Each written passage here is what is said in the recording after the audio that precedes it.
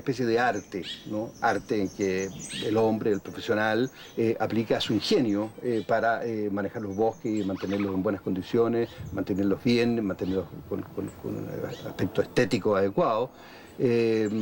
Pero indudablemente que para hacer silvicultura adecuadamente se requiere tener un conocimiento básico de ciencia, por eso que en alguna medida es una ciencia. Y esa ciencia es la ecología. La ecología está detrás de la silvicultura, la sustenta.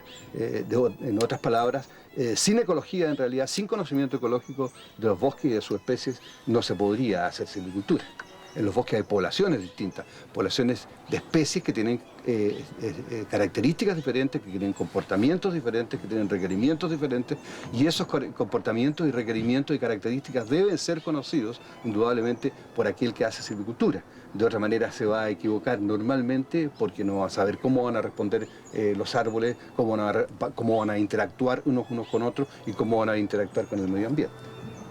¿Cómo se origina la necesidad o la inquietud del hombre por hacer silvicultura?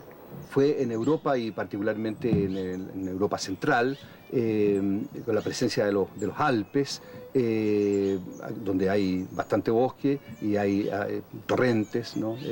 Se produjeron por efectos de justamente mala explotación de bosques, se produjeron avalanchas de agua, inundaciones, que pusieron en peligro la vida de los seres humanos y de las ciudades.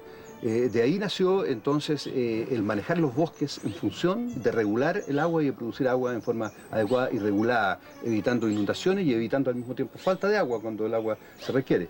De ahí nació el concepto de manejo de cuencas, que es en el fondo la aplicación de una silvicultura para manejar el bosque en función de producción de agua. Bonito el atardecer, ¿eh? Es una linda vista la que tenemos para allá sobre todo. Con los códigos, la silueta de los códigos.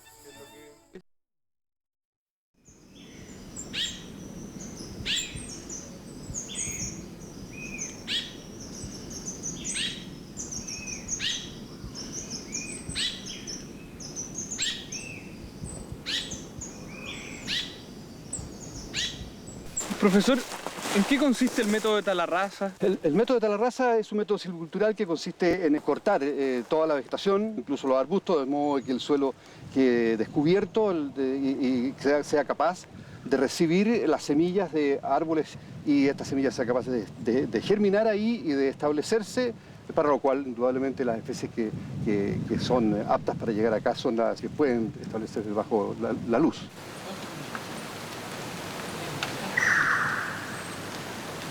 De los fenómenos o alteraciones naturales masivas o catastróficas en los bosques, surge la idea del método silvicultural de tala rasa.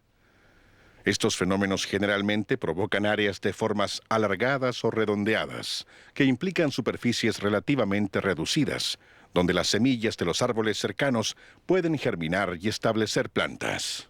Yo en mi camino para acá, en Los Ángeles y en Chillán, vi que habían hasta las razas de pino. No me imagino eso en bosque nativo. No es lo mismo. La tala rasa que se hace en esas áreas son para efectos de plantar pino. Desde luego, en muchas partes ya hay una plantación de pino que tiene toda una historia desde muchos años atrás y tradicionalmente se hacen talas rasas que son bastante extensas, son de grandes superficies, y ese no es justamente el concepto de tala rasa. Cuando se habla de estas talas rasas que viste tú en Chillán, esas son talas rasas que en realidad corresponden más bien a cosechas de tipo industrial. No corresponden a un método silvicultural, no son un método silvicultural propiamente tal. El método silvicultural de tala rasa en bosque nativo prácticamente no se aplica, porque debería ser un método en una superficie pequeña, en una faja, en un hueco en un área boscosa, en ningún caso en una gran superficie. Y desde luego en condiciones de pendiente muy inferiores a estas, condiciones en que no hay quebradas con agua, en ese tipo de situaciones. En la tala rasa, en fajas alternadas, la primera faja es totalmente talada. La siguiente mantiene sus árboles en pie. La tercera es cortada, y así sucesivamente a lo largo del bosque. Es importante mantener las fajas lo más perpendicular posible a la dirección del viento para favorecer la dispersión de las semillas hacia las áreas taladas. El ancho de la faja variará de 1 a 5 veces la altura de los árboles colindantes, según la distancia a la que puedan dispersar la semilla. En la tala rasa, en fajas progresivas, se cortan fajas a intervalos de tiempo, empezando por un extremo del bosque y avanzando progresivamente a través de él hacia el otro extremo. Este intervalo de tiempo puede variar entre 2 a 5 años. Bueno, la aplicación del método silvicultural de tala rasa en un área de bosque nativo la podemos ver en un sector cercano de Puerto Montt, un bosque siempre verde, donde se aplicó tala rasa en una superficie adecuada y donde hoy día podemos ver los resultados después de 15 años de aplicación. El profesor me indicó que al día siguiente viajaríamos con René a la localidad de Correntoso, al sureste de Puerto Montt. Ahí podríamos ver aplicados los métodos de tala rasa y árbol semillero. Él se nos uniría un día más tarde.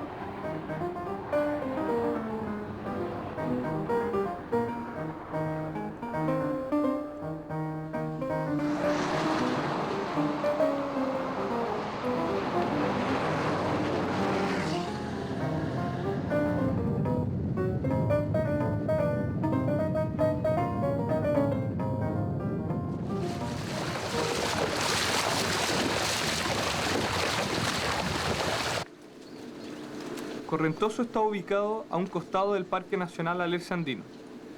En estos bosques, del tipo siempre verde, el profesor lleva aplicando los métodos de tala rasa y árbol semillero hace 18 años. A media ladera están los ensayos del profesor Donoso. Acampamos acá y lo esperamos. Yep. Mañana en la mañana nos juntamos con él y subimos al cerro. Perfecto. ¿Ya? Ahora armamos campamento. Sí, armamos campamento. Vamos.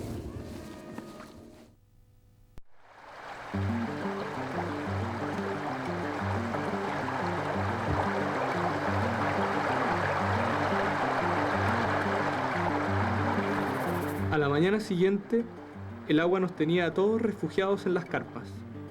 Personalmente, creí que sería un largo día de invierno en pleno verano.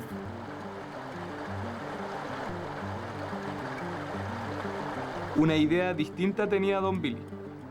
Este abuelo, de bien tenidos 70 años, que no detiene su marcha ni por el diluvio y que junto a sus animales se interna en los boscosos cerros en busca de un árbol para con sus propias manos convertirlo en leña para calentar las casas de Puerto Montt.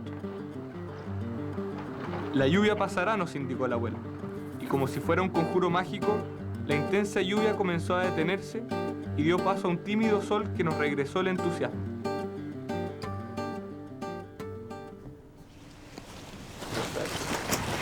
Don Claudio. Hola, ¿qué tal? ¿Cómo está? ¿Cómo estás? ¿Cómo estuvo el viaje? Bien, gracias. Qué Con bueno. un poco de agua. Sí. Cuando arribó el profesor Donoso, René le informó que el sendero se encontraba en buen estado a pesar de la lluvia. ¿Qué esperamos entonces?, respondió el profesor, y comenzamos el ascenso.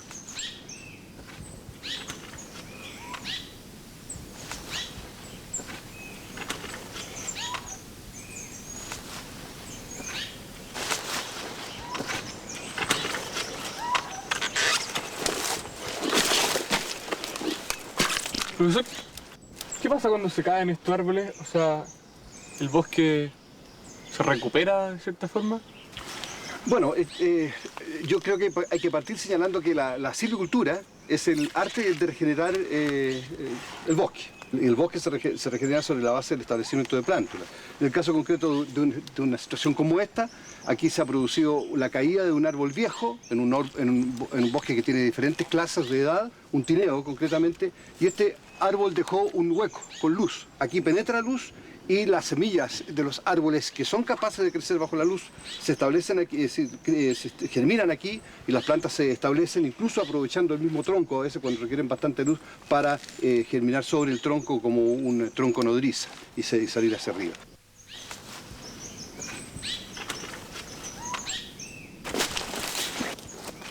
¿Este diagrama, profesor? Aquí están representados los ensayos que corresponden a aquellos que son aceptados por la legislación forestal, son los ensayos de selección, que están en 3 réplicas, y hay ensayos que no son aceptados y que los estamos probando para verificar si realmente dan buenos resultados en este tipo forestal, que son los ensayos de tala rasa, los ensayos de árboles semilleros, y en una condición intermedia el ensayo de tala rasa en faja, que es un ensayo más suave, no es una tala rasa obviamente, sino que es más suave y que se puede asimilar a un ensayo de protección. Profesor, ¿en qué método estamos acá? En este bosque se aplicó el método de tala rasa. ¿Cómo reaccionó la regeneración al método?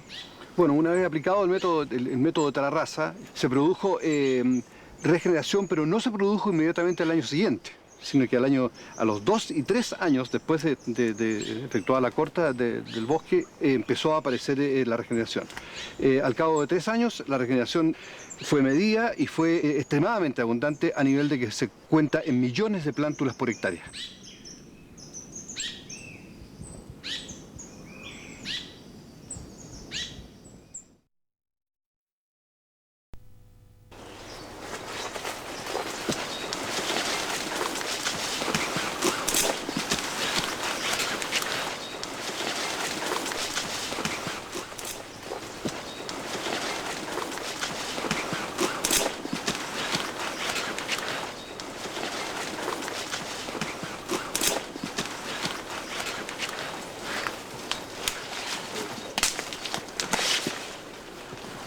¿Y este árbol, profesor, que quedó entre medio de este terreno? Bueno, aquí entramos en realidad en una parcela de ensayo de árboles semilleros. Y este árbol justamente es un árbol semillero, una tepa, concretamente, que quedó como árbol semillero dentro de esta superficie también del orden de más de 1 hectárea en que se aplicó el método. O sea, aquí hay varios árboles semilleros. El método de los árboles semilleros surge de la observación en la naturaleza de la permanencia de algunos árboles o grupos de árboles que quedan vivos después de fenómenos naturales como incendios o temporales de viento. Estos árboles son productores de semillas que originarán un nuevo bosque en los espacios abiertos entre árboles o grupos de árboles. Justamente el método consistió en dejar del orden de 40 árboles semilleros por hectárea, para que estos árboles semilleros produjeran la semilla necesaria para regenerar el área. En el área debería haber regenerado tepa. Claro, No. esto es un poco lo mismo que señalamos con lo de tala rasa. Aquí también hay un problema aleatorio y un problema de oportunidad. El método no funciona 100% si nosotros no sabemos con certeza que los árboles que estamos dejando como árboles semilleros son árboles que están produciendo semillas y que en el momento que se hace la corta van a dejar caer la semilla y van a producir la regeneración correspondiente de esa especie. Si no es así, no tenemos esas especies produciendo semillas en ese momento, cualquier otra especie puede invadir el área como ocurrió aquí, en que la tepa, por ejemplo, en este espacio hay muy pocas tepas, porque no fue una especie que tuviera muchas semillas y que invadiera por consiguiente el área. Fue invadida por notro, fue invadida por canelo, fue invadida por ulmo, fundamentalmente, en esta área, fuera de algunas otras especies menores. ¿Qué pasa con estos árboles a futuro? Estos árboles de gran tamaño, de muy buena calidad, que quedan en el pie del bosque cuando el bosque ya ha crecido, como en este caso, ¿no? Tenemos árboles de 15 metros de altura, de bastantes diámetros, y estos árboles se quieren intervenir y se quieren cortar. Para aprovechar la madera pueden producir un gran daño en el bosque, no solamente por la caída del árbol, sino que por el posterior madereo. De tal manera que es muy frecuente que estos árboles terminen perdiéndose como árboles madereros. Hay que considerar, y es bueno hacer relación a eso, hay que considerar que tienen otras funciones estos árboles. Si quedan como árboles en pie, son árboles que sirven para la fauna, sirven para la estética del lugar y muy importantemente para la fauna. Son alimento para la fauna, parada para la fauna, nidificación para la fauna de especies tan importantes como por ejemplo el pájaro carpintero o los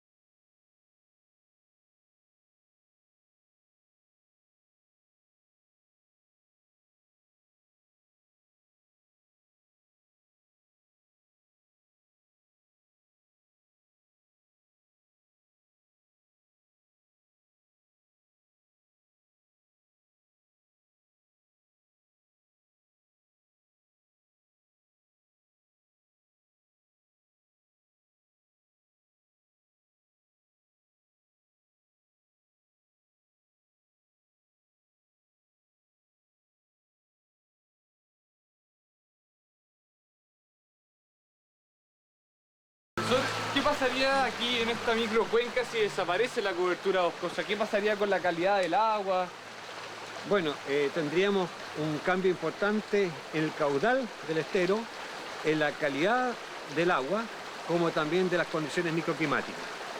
Si nosotros eliminamos la cubierta arbórea, va a llegar más agua al suelo porque se pierde lo que normalmente es retenido por intercepción. Esto significa entonces que por un lado llega más agua, el suelo disminuye su capacidad de infiltración, lo que fomenta la escorrentía superficial. Escorrentía superficial importante significa arrastre de material de suelo que va a terminar aquí en el caudal, y eso significa erosión, contaminación, mejoramiento de la calidad del agua. Entonces, ¿qué es lo que tendríamos que hacer nosotros cuando intervenimos un bosque con distintos tratamientos silviculturales para no afectar la calidad del agua que está en las cuencas cercanas a la intervención, a la explotación? Si las laderas son de pendiente importante, lo ideal es nunca desforestar completamente esta ladera.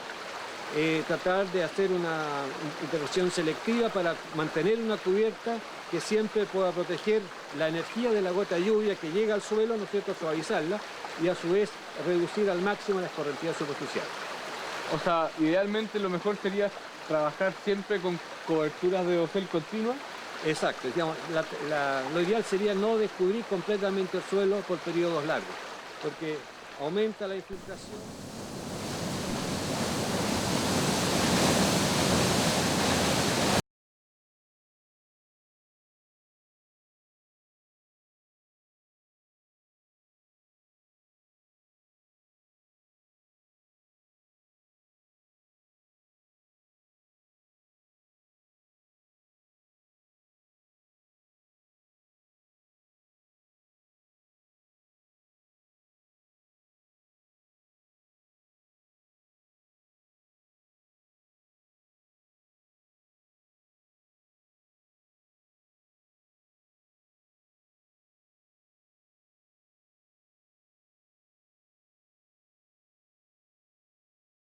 Mira, aquí queda un alerce de más de 1 metro de diámetro, que tiene que haberse salvado de los incendios. De hecho, este bosque entero se salvó del incendio que hubo a fines del siglo pasado y a comienzos de cuando Vicente Pérez Rosales mandó al cacique Pichijuán a quemar todos estos bosques de alerce para tener tierras para la agricultura y la ganadería.